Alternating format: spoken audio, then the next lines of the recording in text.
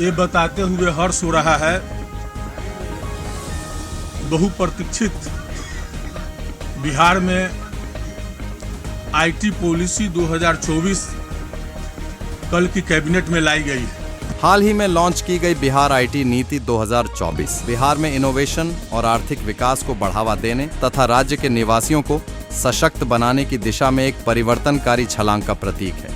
इसका मुख्य उद्देश्य बिहार को प्रौद्योगिकी संचालित विकास के लिए एक प्रमुख केंद्र के रूप में स्थापित करना है, जिसमें निवेश को आकर्षित करने, रोजगार के अवसरों को बढ़ावा देने और अपने नागरिकों के लिए जीवन की समग्र गुणवत्ता को बढ़ाने पर रणनीतिक जोर दिया गया है। नई आईटी नीति के निर्माण में BIA यानी बिहार इंडस्ट्रीज एसोसिएशन का बहुमूल्य योगदान रहा है। BIA की आईटी कमेटी ने इस नीति के बनाने में लगातार सरकार को इनपुट देती रही थी। आइए सुनते हैं BIA के पदाधिकारियों का इस बारे में क्या कहना है। देखिए, हम लोग तो बराबर ही सर्विस सेक्टर हो या मैन्युफैक्चरिंग सेक्टर हो, उनकी नीतियों के लिए काम करते रहे और सरकार से बराबर इसकी चर्चा होती रही है। दूसरी की बात है कि आईटी पॉलिसी अनाउंस हुई और ये बराबर होता है कि जो हमारी सोच रहती है, हमारी मांग रहती है या समय की जो आवश्यकता है, कभी कभार उसमें उससे पीछे हम रह जाते हैं। लेकिन अभी जो आईटी पॉलिसी बनी है, जो मेरी जानकारी है, पूरा मैं ठीक से पढ़ नहीं पाया हूँ, लेकिन जो जानकारी है मेरी, उसमें विशेष सोच है कि हम बाहर के एंकर इन्वेस्टमेंट को बिहार में कैसे लाएं और उनको उनके लिए क्या क्या सुविधाएं दी जा सके, उसकी चर्चा ज़्यादा है। तो अगर उस हिसाब से हम देखते हैं तो जो छोटे हैं 5 करोड़ से नीचे के लोग हैं, उनके लिए कोई स्पेसिफिक मेंशन नहीं है, लेकिन मैं ये मान के चलता हूँ कि जो बड़े को मिलेगा वही छोटों को भी ज़रूर ही मिलेगा। कहीं कोई अगर लिखने में, लिखावट में कोई कमी है तो हम लोग सरकार से इसमें चर्चा करेंगे, लेकिन अगर बड़ों को कोई सुविधा दी जाएगी तो ऐसा थोड़ी है कि छोटे को नहीं मिलेगी।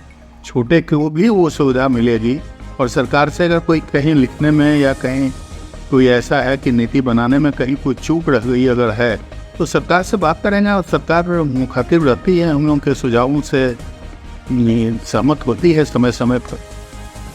BIA का बहुत ही इम्पोर्टेंट रोल रहा है। BIA की शुरू से मानता थी कि आईटी एक इम्पॉर्टेंट सेक्टर है और बिहार के लोग इसमें काफ़ी योगदान दे सकते हैं। तो हम लोगों ने कई बार मंत्री महोदय जो और आईटी सेक्रेटरी से कई बार मुलाकात की और उनको ये बताया कि देखिए, इंडस्ट्री से इसकी पॉलिसी अलग आनी चाहिए, इसको इंडस्ट्री से नहीं जोड़ा जाए। और उन्होंने ये अल्टीमेटली ये बात माना और इन्होंने इंडिपेंडेंट आईटी पॉलिसी लेकर आए हैं। इसमें कुछ कमियां हैं जो हम लोग सरकार का ध्यान आकर्षित करने जा रहे हैं। BIA की जो आईटी कमेटी है, लगातार 4-5 वर्षों से इस आईटी पॉलिसी के लाने के लिए, उसको इम्प्लीमेंट कराने के लिए और अनाउंस कराने के लिए BIA काफ़ी एक्टिव रही। हमारी कमेटी और BIA ने बहुत सारा इनपुट सरकार को दिया और बहुत सारे इनपुट के आधार पर सरकार ने आईटी नीति के अंदर उसका समायोजन किया है।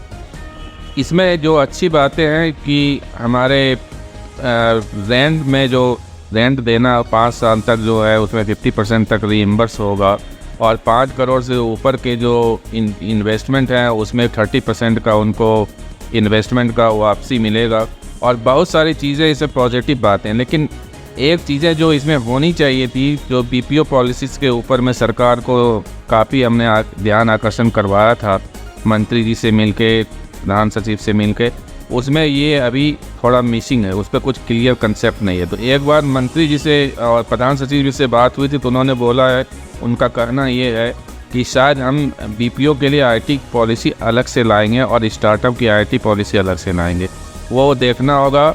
और सबसे ज़्यादा रोज़गार की संभावनाएं इसके अंदर, मैं दावा करता हूँ एज ए आईटी पर्सन कि अगर BPO पॉलिसी सही तरीके से ले आ जाए तो बिहार में 1 करोड़ इस क्षेत्र में रोज़गार का सृजन होगा 5 सालों के अंदर।